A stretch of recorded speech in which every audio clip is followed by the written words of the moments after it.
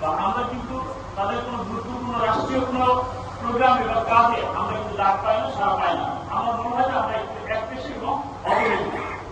সেই জন্য ইসলাম সমন্বয় পরিষদ চিন্তা করে যে একটা বৃহত্তর গোষ্ঠীকে বা একটা বৃহত্তর রাজনৈতিক দলকে, যেটাকে আবার আপনারা আওয়ামী লীগ বলেন বা আমরা যারা এখানে উপস্থিত হয়েছি বিভিন্ন দলের নেতৃবৃন্দ, তো তাদেরকে মাইনাস করে রেখে মুসলিমের কিছু দলকে, বিশেষ করে জোরের যে সড়ক বাস্তব হয়েছে সেটা আপনারা জানেন যে 52-53টা নিবন্ধিত রাজনৈতিক দল, সেখানে মাত্র 19 দলের 19 জন সিগনেচার করছে সম্ভবত।